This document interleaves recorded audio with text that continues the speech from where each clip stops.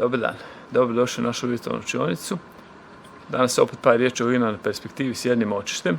Nedavno smo imali lekciju u kojoj smo radili interijer prostoručno, ali danas ćemo biti još malo pametniji i koristit ćemo ravnalo. Idemo. Prije nego što krenemo sa crtanjem, ajmo pogledati kako izgleda gotov rad i šta smo tu radili. Kad bi gledali sobu tlocrtno onako iz zraka, izgledala bi ovako. Vidimo, mi bi recimo stajali tu i gledali bi u taj prostor. Zamislimo kao da imamo sobu bez ovog zida, kao filmski set koji smo konstruirali da nam ovaj zid ne smeta, da možemo vidjeti cijeli prostor. Pločice bi djelovale ovako, svaka pločica je jednake veličine.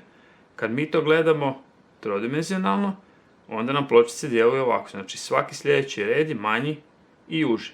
I znači ovaj tu pravokutnik nam predstavlja ovaj zid sobe.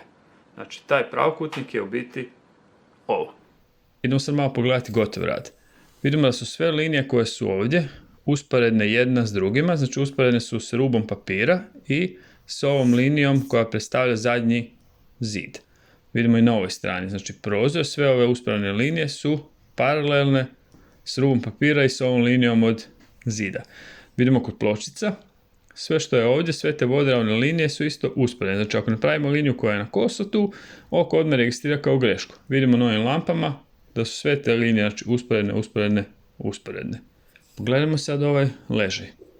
Složio sam oblik, kao slovo L gledano u ogledalu, i iz tih kuteva sam vukao linije u očište. I sad smo negdje to morali završiti, znači ova recimo linija koja je malo kosa je dobila svoj par koji je isto koso. Ova linija tu koja je okomita je dobila svoj okomiti par. I sve to smo radili i na ovoj strani i vidimo da malo po malo to djeluje kako treba. Idemo sad pogledati kako je to išlo korak po korak. Imamo jedan list papira i idemo na njega složiti sobu. Na primjeru sobe ćemo vježbati linearnu perspektivu s jednim očištem. Uzeo sam ravnalo, povukao sam liniju koja predstavlja horizont. Na tom horizontu sam označio točkicu ili možemo staviti x, što je očište. Iz tog očišta vučem linije prema kutevima papira. Crtamo sobu i sad ćemo složiti pravokutnik koji će predstavljati zid na drugom kraju sobe.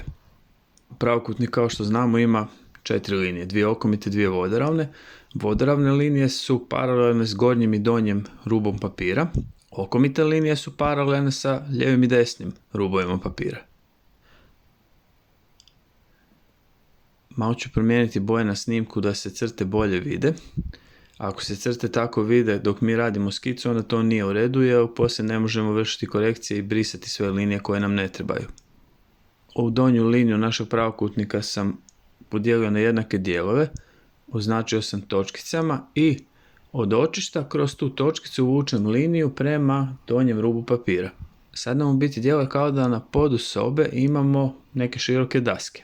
Svaku tu mjeru ću podijeliti još na pola i opet povući linije. Evo sad djeluje kao da su daske malo postale uže. Ajmo sad napraviti uzorak pločica. Vučem dijagonale.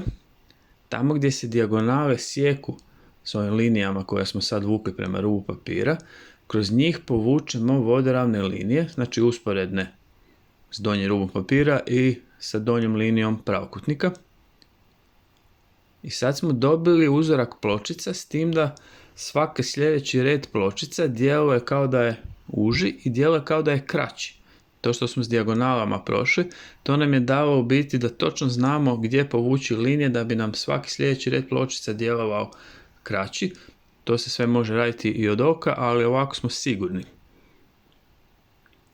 Na zidu ću složiti policu za knjige. Evo, ovo bi početak bio recimo i za prozor i za sliku, ali sad ću napraviti iz toga pravokutnik i iz kuteva tog pravokutnika vučem linije u očište. Kod linearne perspektive s jednim očištem je u principu dosta jednostavno, jer kad god nismo sigurni kuda bi trebali povući neku liniju, u većini slučajeva trebamo povući u očište.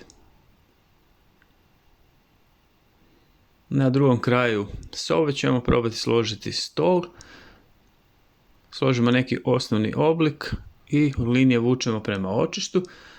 Ako vam je ovo teško pratiti, možete pogledati video s prostoručnim primjerima jer tamo to sve radim u biti još malo sporije. Našem stolu smo dodali nekoliko ladica i možemo recimo dodati računalo.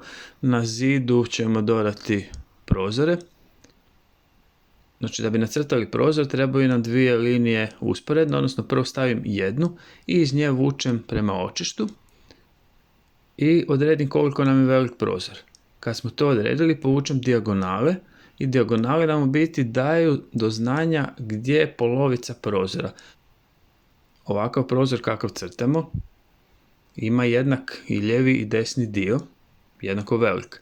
A s obzirom da ga mi crtamo u linearnoj perspektivi, nama ovaj dio koji nam je bliži treba djelovati veći.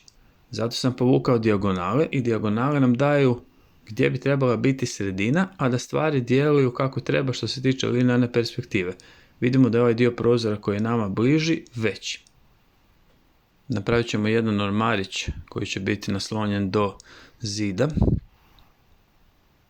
Znači radim pravokutnik i iz kuteva vučem linije prema očištu. Na taj ormarić ćemo napraviti još TV. Složio sam osnovni oblik, to će postati neki ležaj koji imamo na ovoj strani sobe.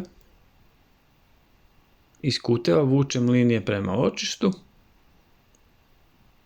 i u biti dajem paralelne linije kojima završavam, znači radim drugu stranicu tog ležaja. Na zidu pored TV-a nam je ostalo prazno mjesto, tu bi mogli staviti sliku. Da nam u sobi ne bi bio mrak, napravit ćemo rasvjetu na stropu.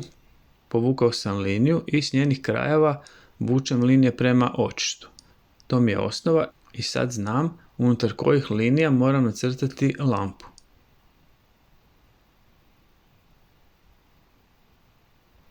Soba nam je malo po malo već gotova što se tiče osnovnog dijela. Evo dodat ću još jednu stolicu. Radimo s H-olovkom.